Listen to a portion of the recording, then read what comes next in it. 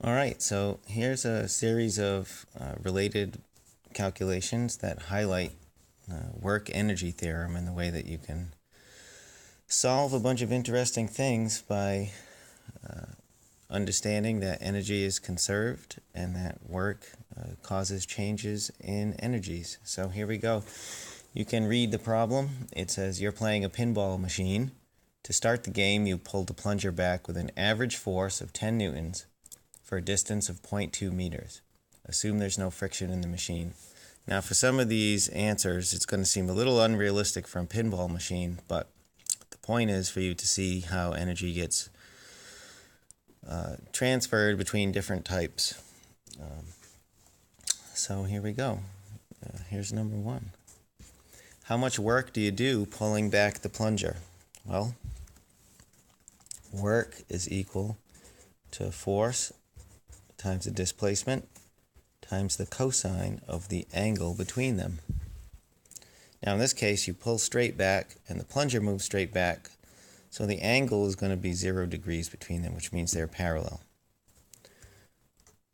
Now the force, it says you pull back with 10 newtons of force, and you pull that thing back 0.2 meters, and so here we're going to cosine 0 degrees. Now the cosine of 0 degrees is 1. So if we're careful to not skip a step, the number 1. All right. So then you have, let's see, what's that going to be? 2 Newton meters. Now remember that the Newton, so we got a Newton is a kilogram meter per second squared, and then times another meter. So we have 2 kilogram meter squared per second squared, and that, my friends, is the definition of the joule. 2 joules of kinetic work is what you do, pulling that plunger back to start the game. Now for number 2, it asks, how much spring potential energy will be stored in the spring? Well, by conservation of energy, or work energy theorem, the work that you do pulling back that plunger, your 2 joules of work becomes stored in the spring as spring potential energy. So the spring potential energy is equal to your work. That's where it comes from. And so SPE equals 2 joules.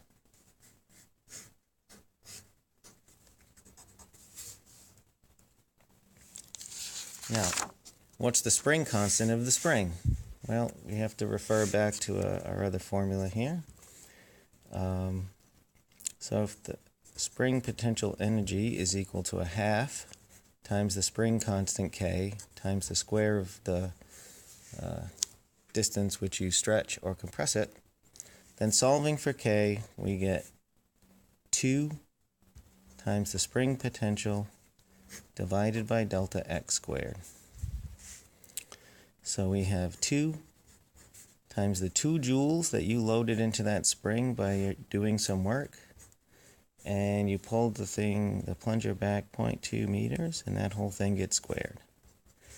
So we have 2 times 2 joules up here over 0.04 meters squared. Square the number, square the unit, so that we have a K. Let's see, we have 4 joules up here in the numerator, 0.04 meters squared down here. Now we're going to split up our joule into its definition: a kilogram, a meter squared over a second squared, 0.04 meter squared down here. So 4 divided by 0.04 is 100. Now if we cancel one of these for one of these, then upstairs you have a kilogram meter per second squared, which is a Newton, and downstairs you still have a meter And Newton per meter is, in fact, the correct unit for a spring constant. So there you go. For how much kinetic energy must the pinball have when it's pushed by the plunger? So you load some work and you store it in the spring. The spring pushes the ball forward, and when it's done pushing, again by conservation of energy, so we'll write by conservation, E1 equals E2. It was spring potential, and now it turns into the motion of the ball. So the kinetic energy must also equal 2 joules. Your original work first was stored as spring potential, and now it shows up as the energy of motion of the pinball. The next question is, if the mass of the pinball was 0.05 kilograms, how fast is it moving when it leaves the plunger?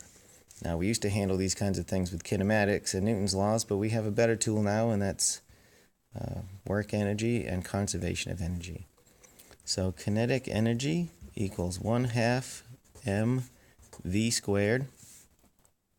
Solving for v, you get 2 times the kinetic energy over m, the square root of all that. So v, its speed when it leaves, is going to be the square root of 2 times the 2 joules of kinetic energy that it had coming off the plunger, and its mass given as 0.05 kilograms. So now under the radicand, we have 2 times 2 is 4. Upstairs, the joule is a kilogram meter squared per second squared. Downstairs, we have a 0.05 and a kilogram. So you see the kilograms are canceling. Left down here is a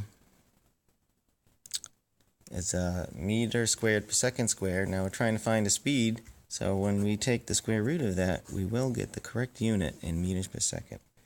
And 4 divided by 0.05 is 80, and the square root of 80 is, well, let's put this here, 80 meters squared per second squared, and you take the square root of the number and the units, and you get about approximately 8.9 meters per second.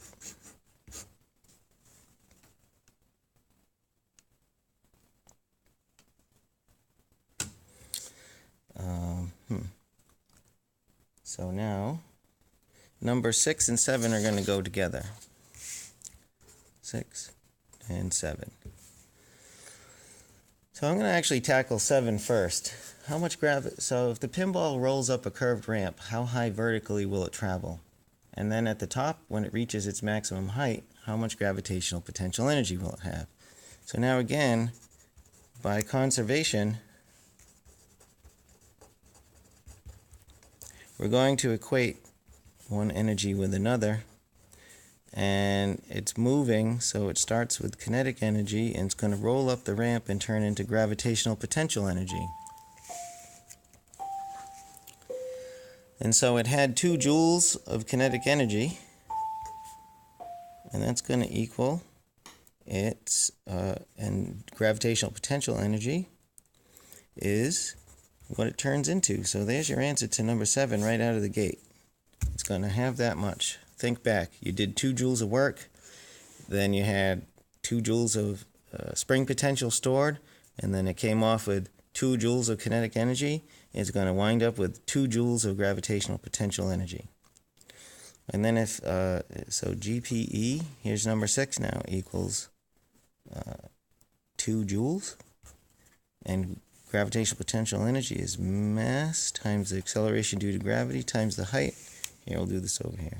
GPE equals mgh. Solving for h is, so the potential energy over mg. So that's over here.